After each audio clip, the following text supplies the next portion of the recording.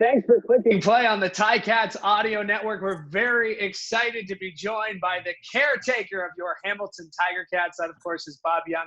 Caretaker, it is so great to see you. Thanks for doing this. Appreciate it. Louie, it's a pleasure. Thank you. You guys are putting on a great event. The reviews are spectacular. I would have expected nothing less, and I'm honored to be a guest on your show.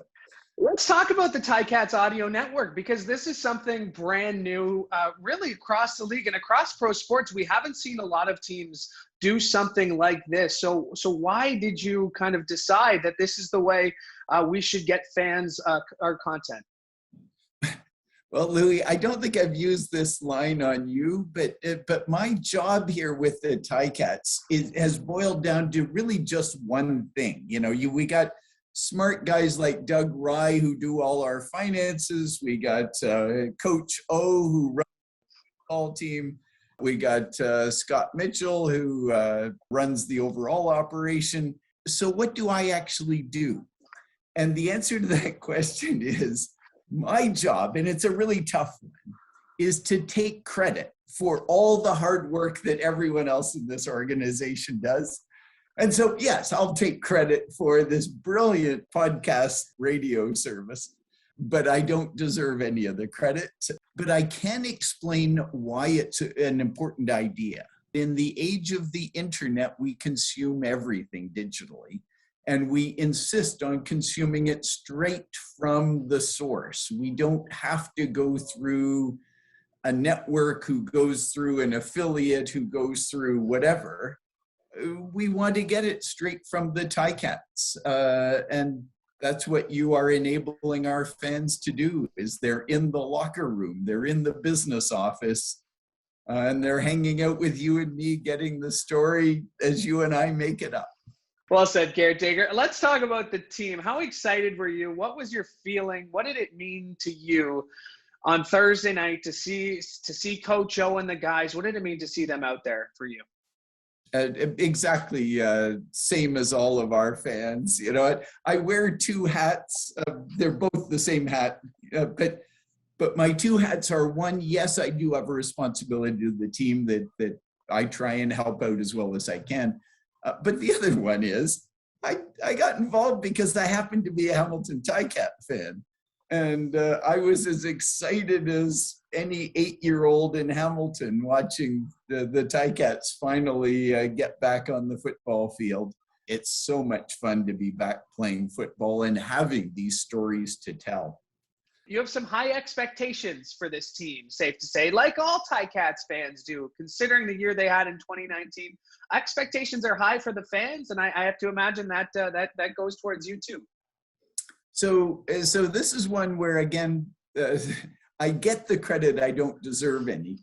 Scott Mitchell brings so much value to this organization because he played sports at a very high level. Both he won a Vanier Cup in his college career. He actually tried out, didn't make it for the Blue Bombers back in the day.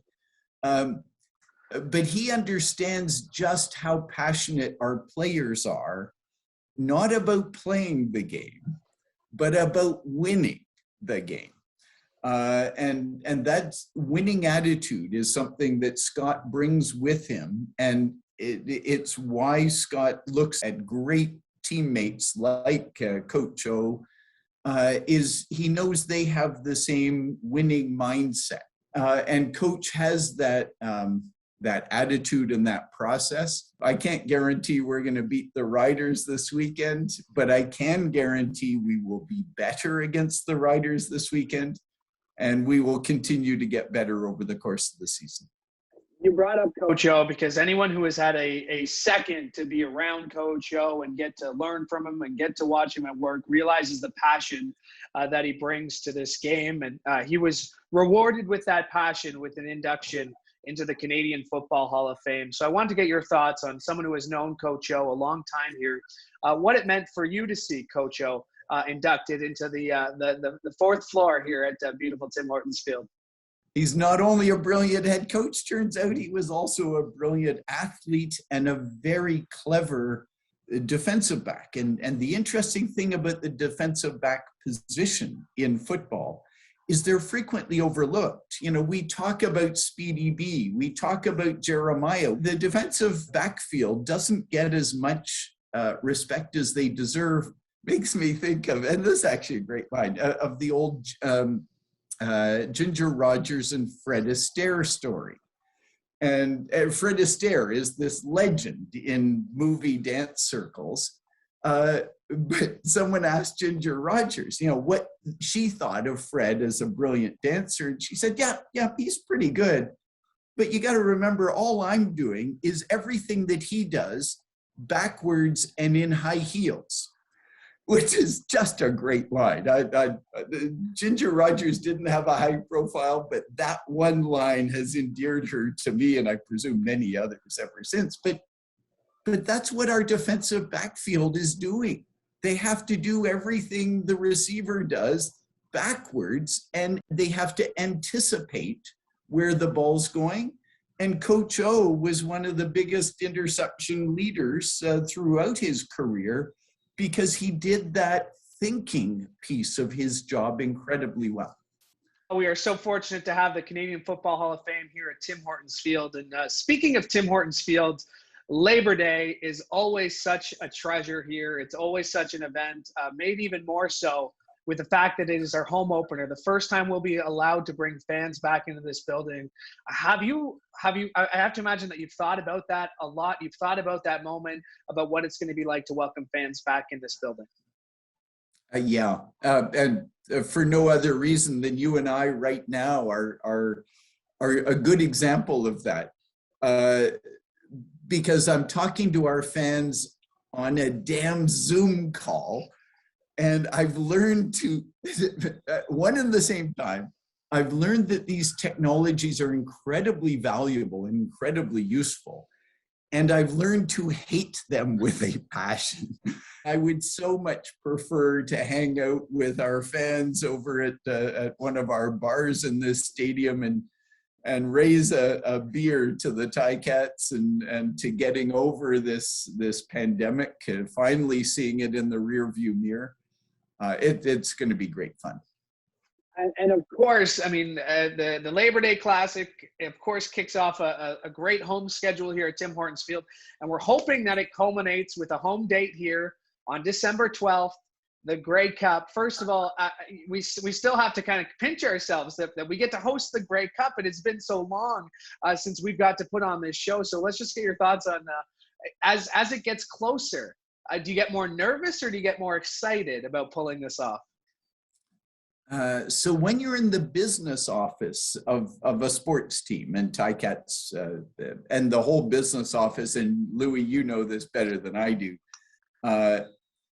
is focused on execution. We are not focused on the result. So we're not worried about whether we're going to do a great Grey Cup or a bad Grey Cup. That's not a worry that crosses our mind. What we're focused on is doing everything necessary, step by step by step by step, to ensure that we have a wildly successful Grey Cup. And it's a party. And Hamilton, Ontario continues to move forward so rapidly as a city. And we don't get the opportunity as a city and as a community to brag about us to the country and hell, to the world. And that's what this Grey Cup, December 12th, is going to be. It's going to be a wonderful party. I refer to it as the 12th. It's actually a week-long event.